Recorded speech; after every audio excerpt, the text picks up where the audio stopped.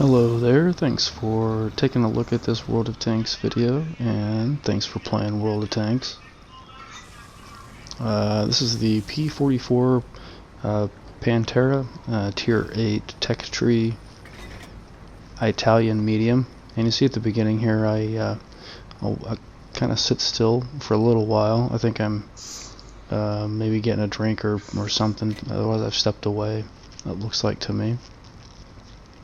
Not a big deal. I don't really think that being incredibly aggressive early on is all that incredibly important. You're going to see that our team handles it pretty well. We have a few heavies kind of lingering back, some destroyers slow to move way out there, so pretty decent deployment. No one's isolating themselves really quickly here.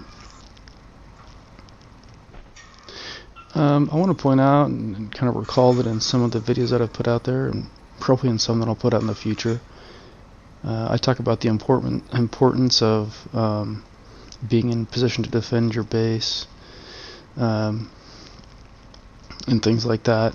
Generally speaking, just the importance of deployment. I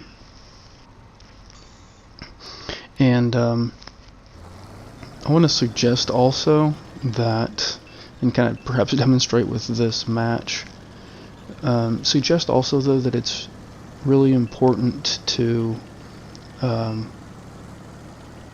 one of the reasons why it's important to move forward to gain map territory, if you will, is so that you have a cushion of map territory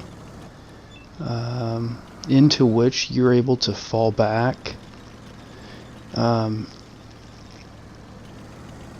cite this as defend this position, basically indicating that if people do need to fall back, this will be the position to which to fall back. And when I shout that out, defend this position, that's almost always what I'm indicating or suggesting, is that that position where I'm saying that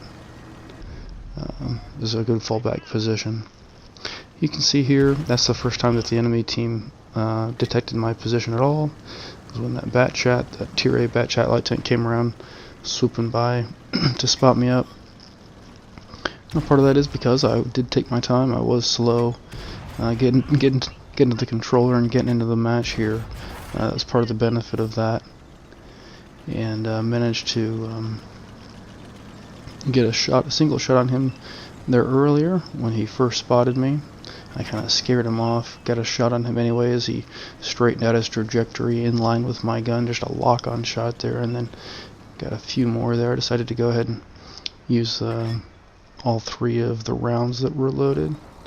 Just take the opportunity to go ahead and finish off the light tank.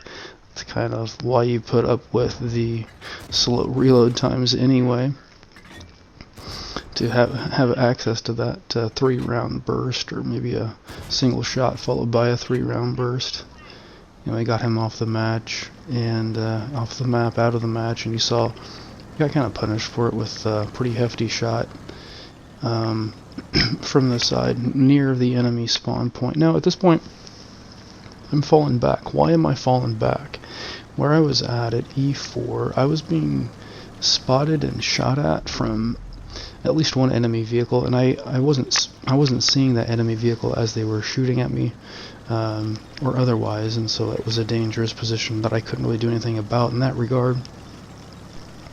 And also because the enemy team has the two heavies pushing forward into F2, and I had kind of seen them heading that direction and stuff, being spotted up by my allies.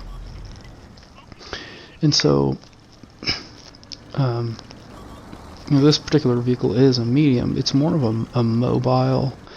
It's not incredibly mobile. It's not real fast, not like CDC fast or anything approaching that.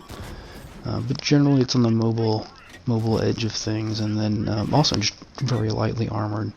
And here I was being spotted by that T-29. Didn't realize that's who it was, but I should have taken a little more care right there, but that's okay. And it's the reason why I was bringing up the kind of the. Now here I'm backing up from this rock as opposed to just nosing out.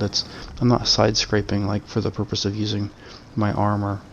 I'm backing away from the cover so that I can drive forward to get back behind the cover.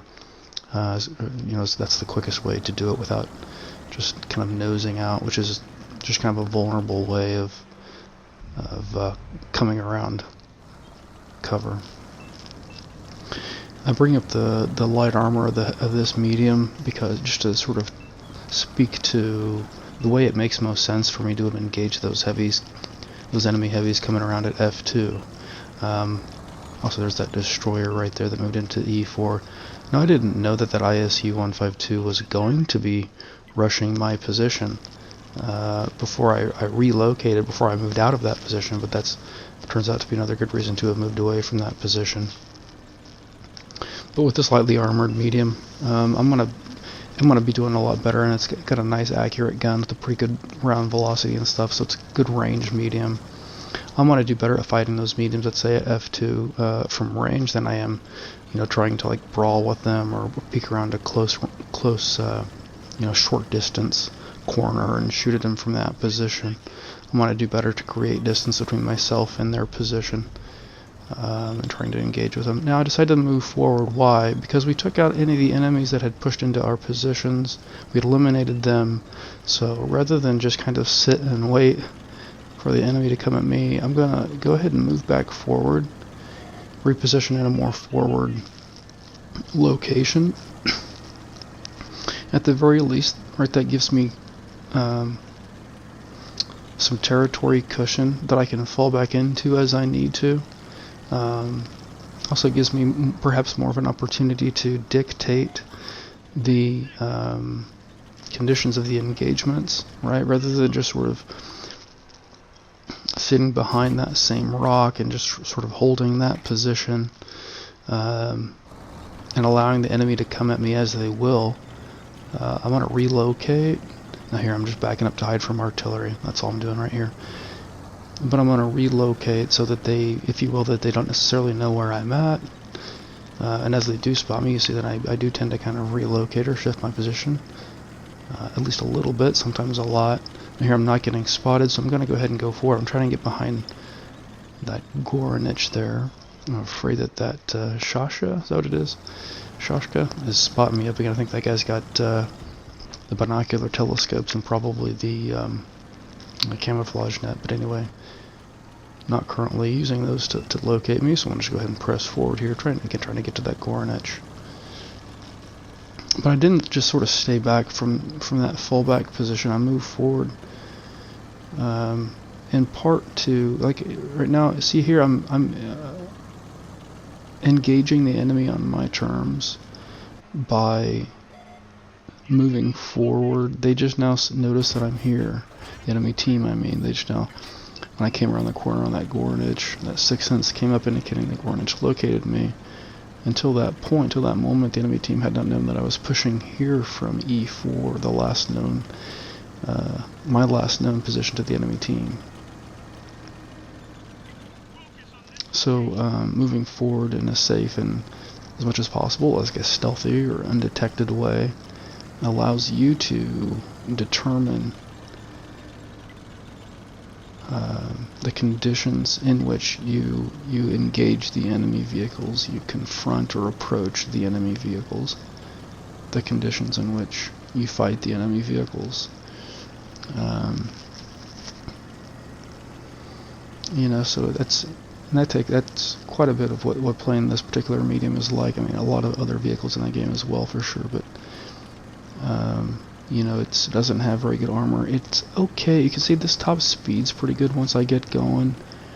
The acceleration's not amazing, and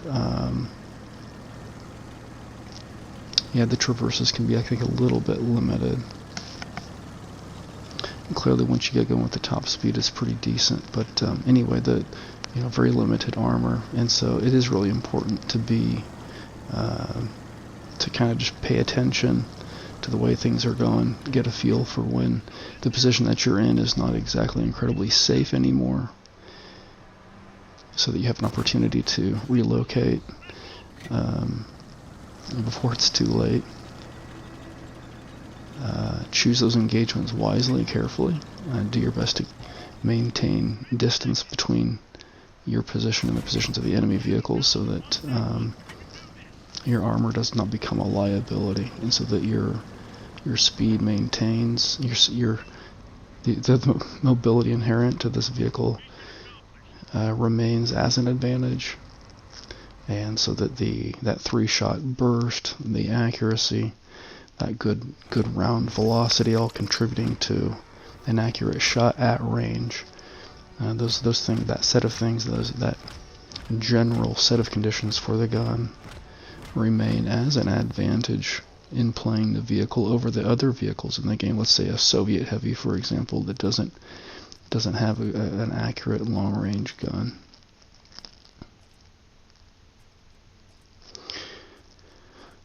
Well, I appreciate you taking a look at this World of Tanks video. If you have any questions, comments, or concerns, please feel free to leave those below. Otherwise, thanks for playing World of Tanks.